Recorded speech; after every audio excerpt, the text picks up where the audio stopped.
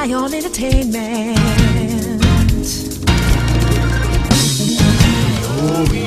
Ion Entertainment. Keep it an eye, keep it an eye, keep it an eye, keep it an eye on entertainment.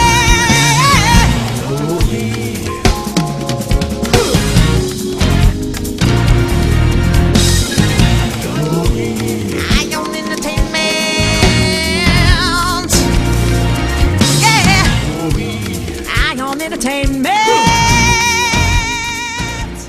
Hi, my name is Kelly Madison and I'm a filmmaker, and I'm here to tell you about a very special project that I'm working on called Machine Man. Machine Man is a screenplay that I wrote that is about a man struggling with a very serious, debilitating disorder called obsessive compulsive disorder. My goal that I have with this film is to take away the stigma associated with people who have obsessive compulsive disorder. I had a lot of fear of coming out speaking about OCD. You know, I don't share my OCD with anybody.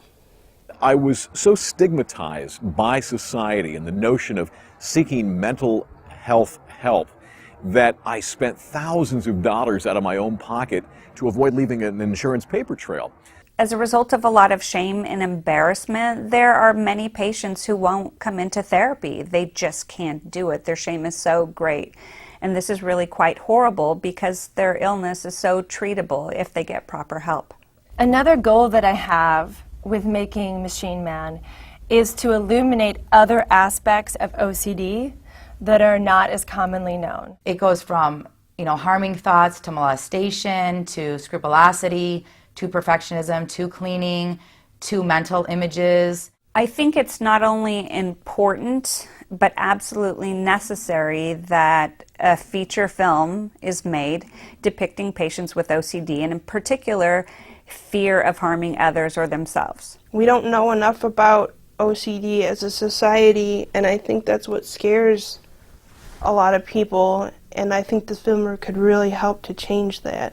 Presenting a character who struggles with this disorder in a film is just a great way to bring it to the forefront of social consciousness. I think it's really important for the public to see that mental illness is not just those extreme cases that we all see on street corners in a busy city or that we all see inside mental institutions. If we can raise awareness on what OCD really is, these are the signs, these are the thoughts, these are the symptoms, and people can recognize it, then they can go get help. And a film like Machine Man that can shine a light on this disorder and help depict it as something that impacts people across all cross-sections of life, I think that's going to go a really long way in not only increasing the dialogue, but providing hope for people who have this disorder and might not even know it until they recognize themselves in a film like this one.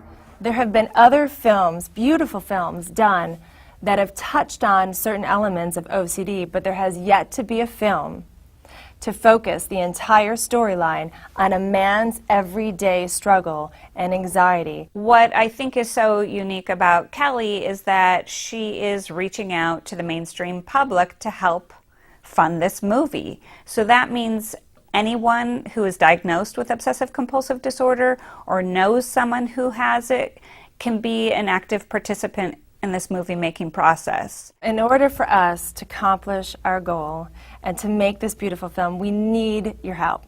We need people to come together as a community, give whatever you can give, be it $10, $50, $100, every bit counts. And my hope is that people will believe in her just as I do and make donations. Whenever I do any form of outreach in the OCD community, the bottom line message is this: there is help, there is hope. I really do feel doing a film and everybody coming together as a community would definitely help save many lives.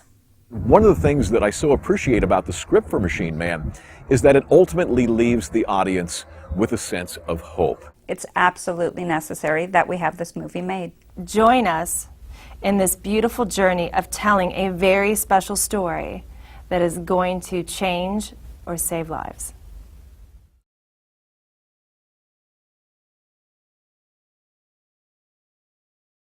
Hello, welcome to Ion Entertainment.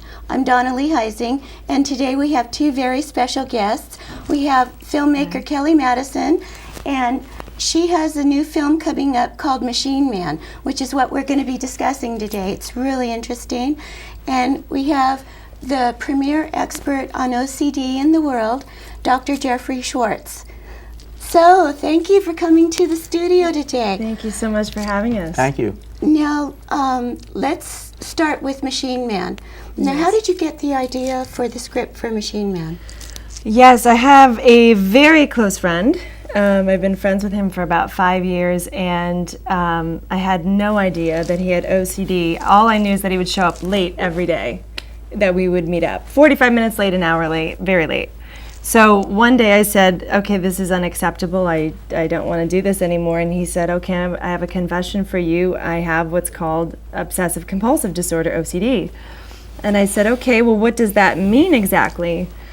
And he proceeded to tell me that he had these rituals that he would perform that are called checking rituals. He would check his door locks to make sure and do these rituals for that, and check his stove and check the curtains, check his computer cord. So to leave his house basically took him about an hour every day to get out of his house. So that was the start of it. So that kind of, as a filmmaker, that kind of planted a seed in my head that, wow, this is really intriguing and I don't know very much about it. So I wanted to educate myself more, so I dug into the research of what is OCD, went to Amazon. The first book that I typed up was Jeff Bell's Rewind, Replay, Repeat. And Jeff Bell's an amazing man, and he's a now very outspoken author and radio host up in San Francisco. I read his book and I was completely floored. I had a visceral response to the book that I've never really had before. I was sobbing from his experience because it was so touching and so moving. After that book, I said, I'm going to make a movie. That's it. Can I ask you about your friend? Was he functioning? Did he have a good job? And can you tell us a little bit about him? Well, it's interesting you asked that because in my experience, I'm sure Dr. Schwartz can talk more about it. He is a web designer, so he stays at home.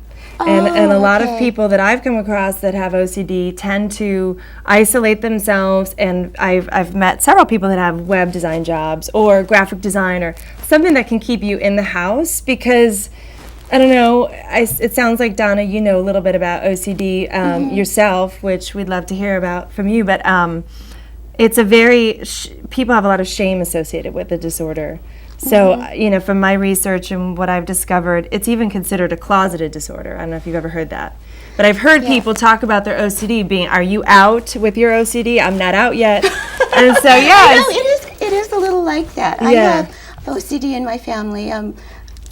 Like I was telling you, most of my family is just very obsessive. I mean, we always have to do everything. But there are certain people in my family who have rituals, and so I have read your book, Brain Lock. And now let's get started with you. Tell us about your background. Well, I've been interested in OCD for, well, just about 25 years.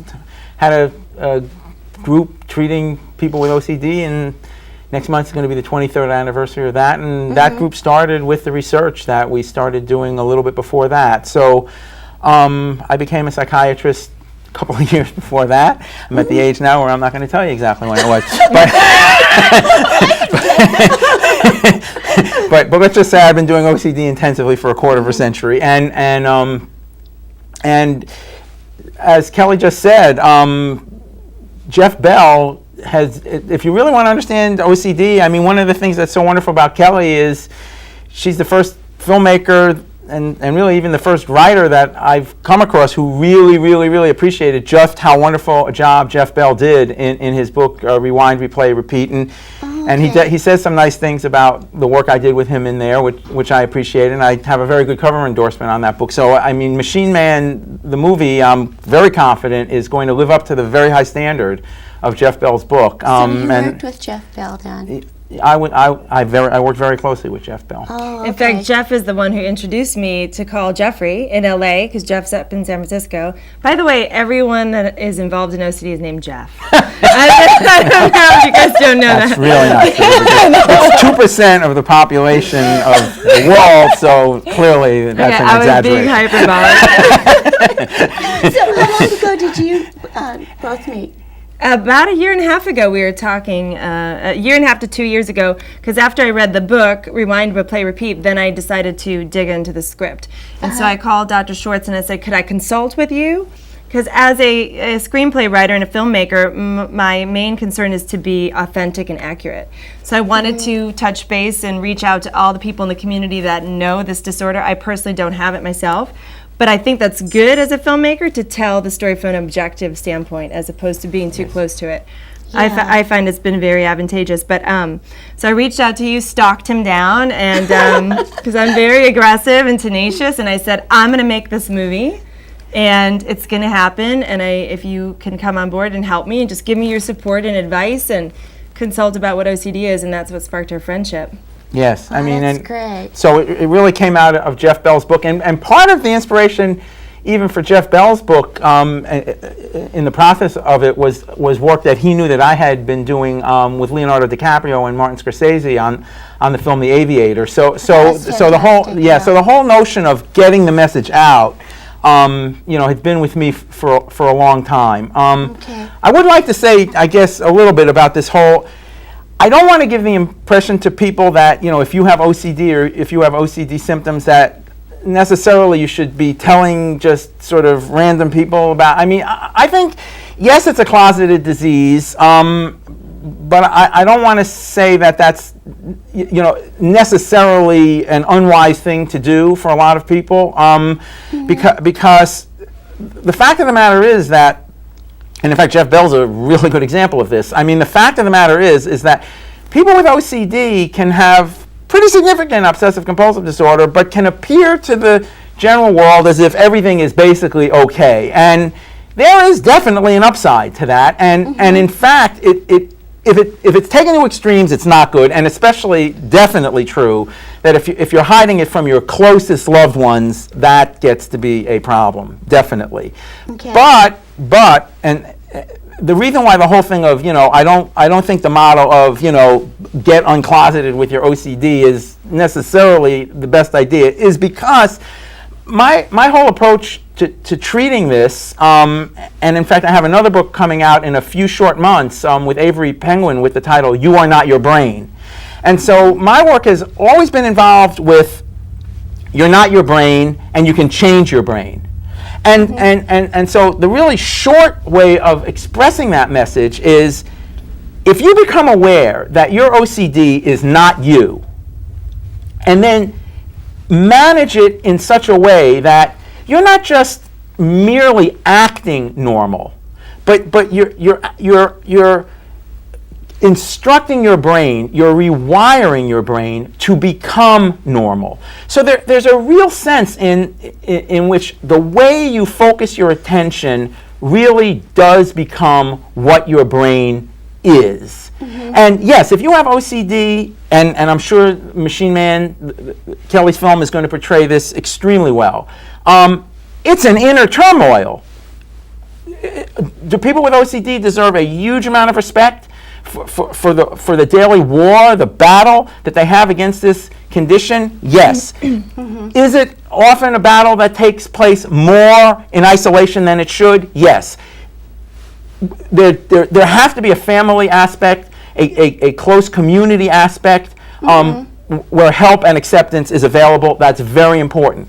However, you don't want to have your whole identity become I'm a person with OCD, because there's a lot to be said for showing yourself as well as the general world at large that you can do what needs to be done, and a big part of the therapy is really, and I think we'll have some more time later to do this, is how to structure your attention so that the OCD doesn't get you off the track of doing what you need to do. So I really do want to stress you don't want your identity to become I'm a person with OCD. No, that's true, and I'm sorry to interrupt you, but that transition, it reminds me to explain to you why I chose the title Machine Man, because a lot of people ask me that.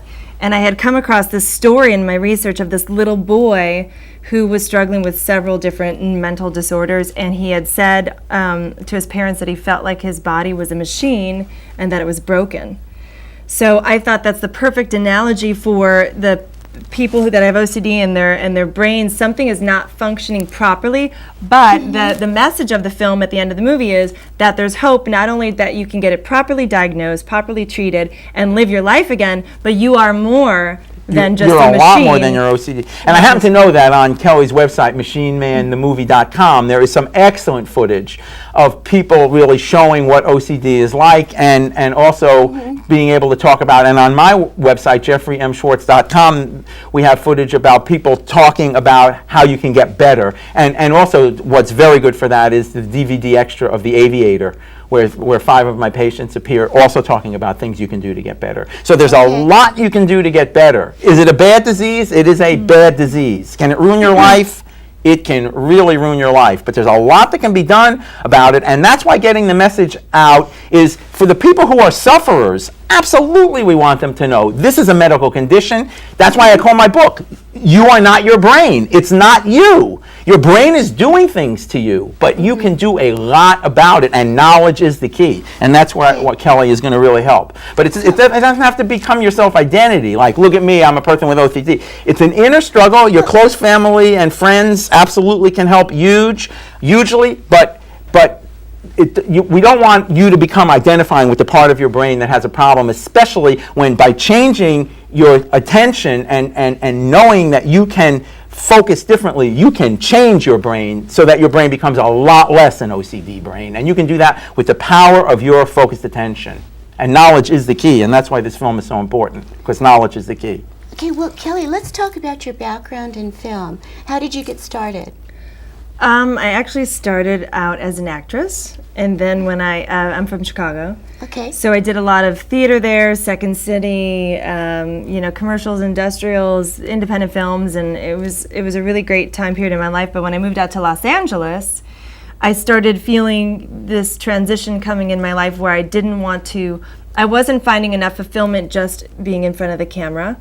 I wanted more creative control, more creative power, and these stories started just flowing out of me. And so I started writing scripts and then filming them, and I did a bunch of short films, and then actually, ironically enough, this week my first feature film, Dear Mr. Gacy, that I wrote and produced is out right now in stores. So go get Dear Mr. Gacy.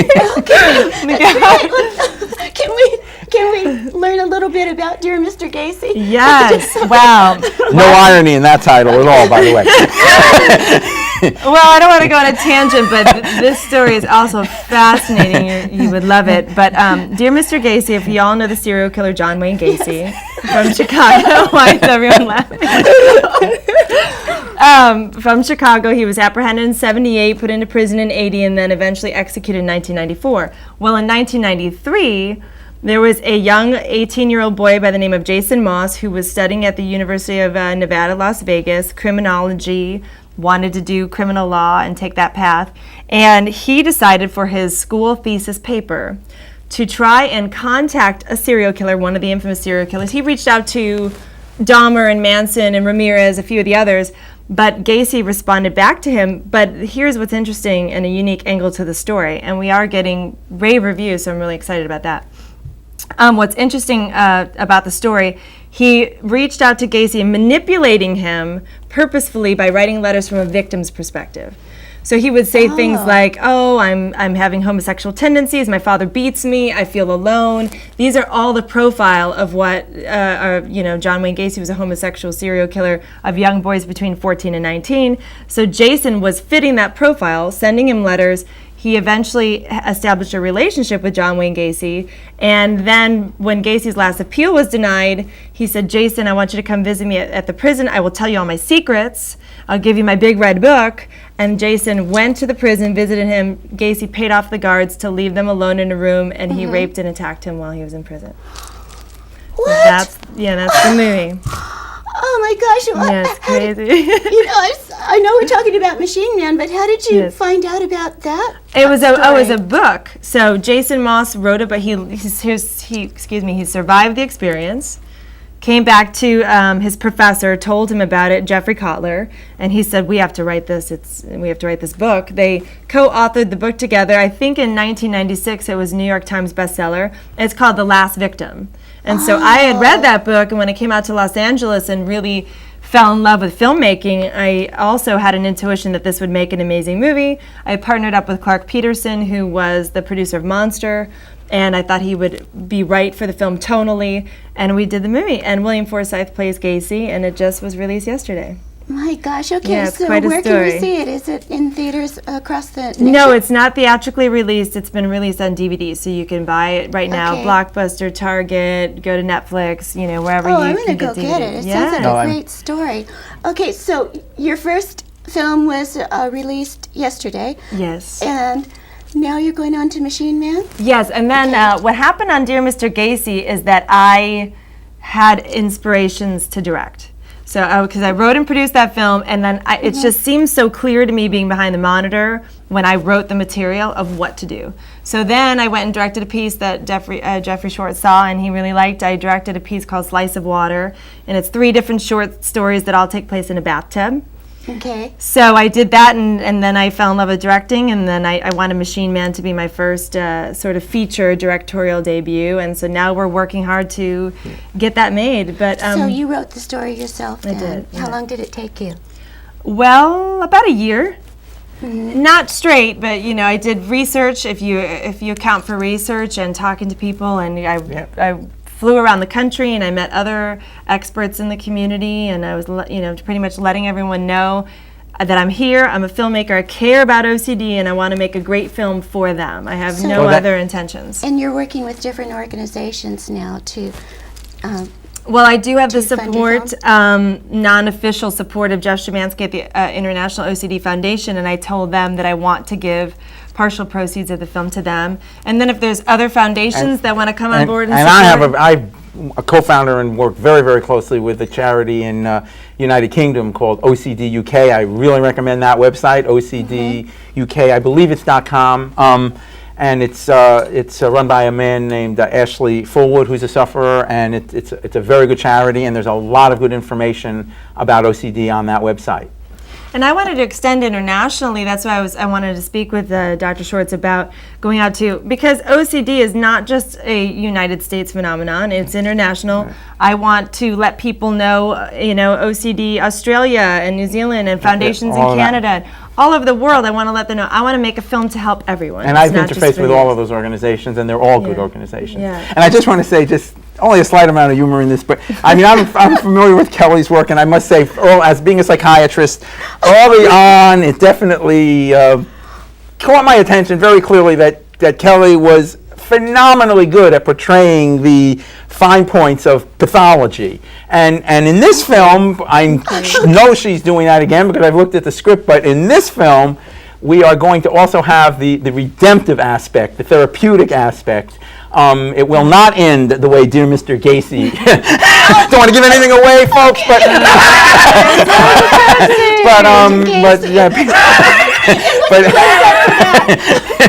Does Dear Mr. Gacy have a website? DearMrGacy.com, Right. yeah, Okay. absolutely. So, I mean, but Kelly really is good, extremely good at portraying shall we say, the dark side. I mean, I've read some of her other scripts, and there's any story with OCD is going to have some of that and more than some, but OCD by its very nature, does it have its dark moments? It always has its dark moments because it's a nasty thing. I mean, you have these thoughts coming in, bothering you. They don't go away. They're very upsetting.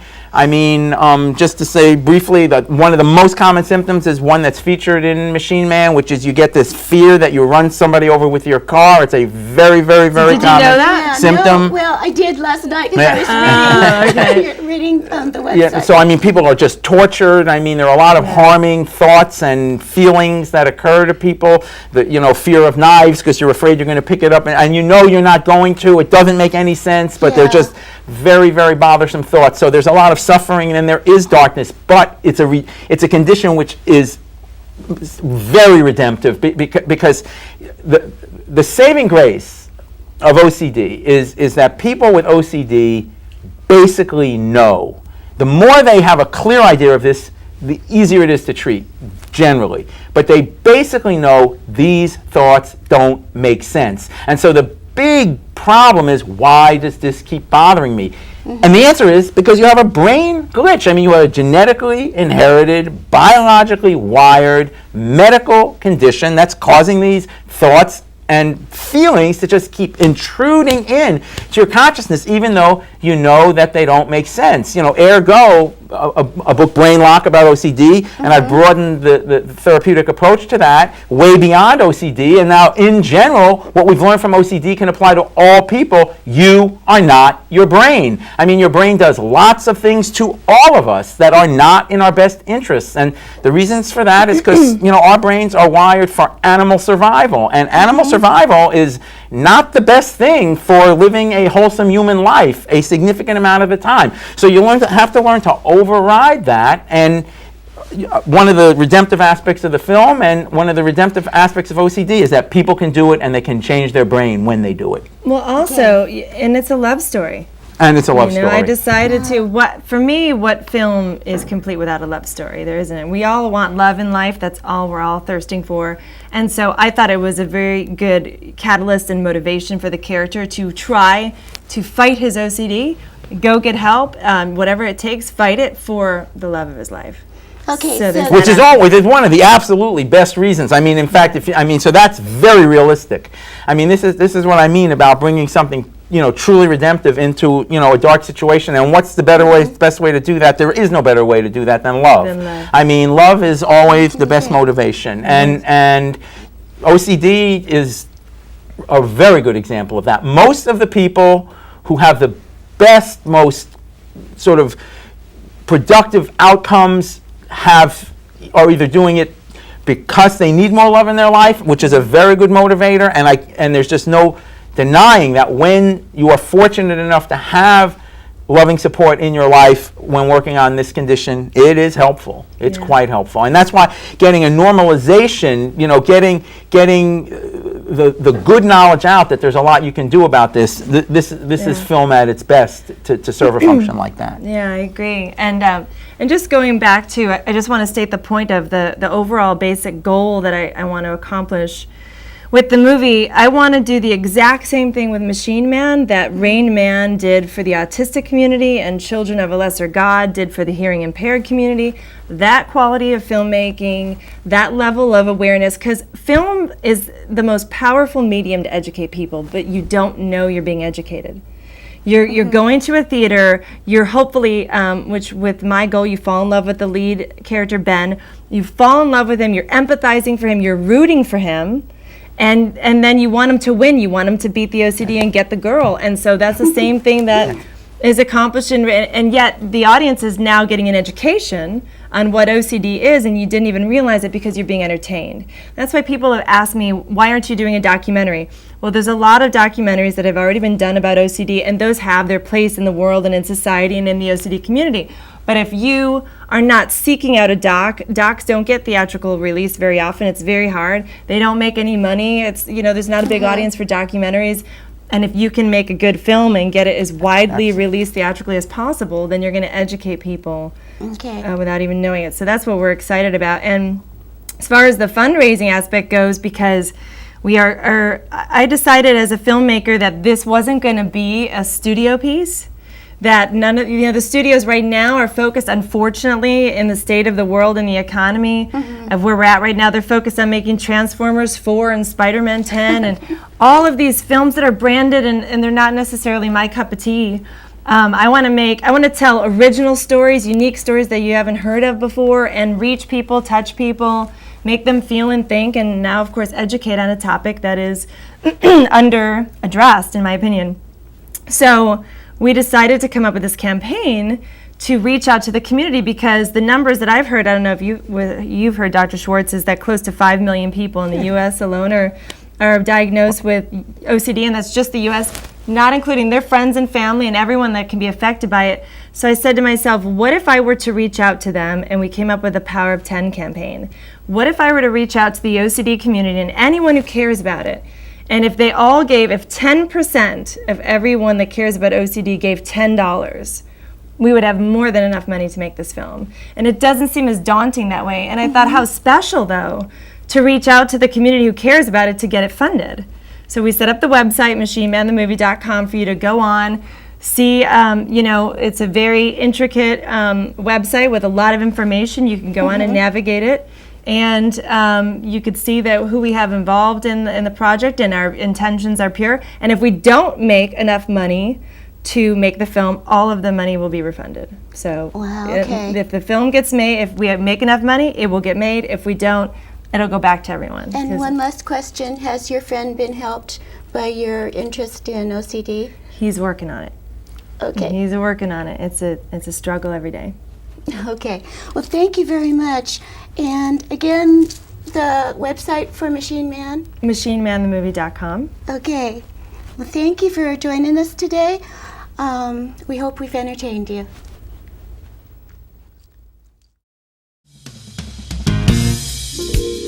Ion Entertainment.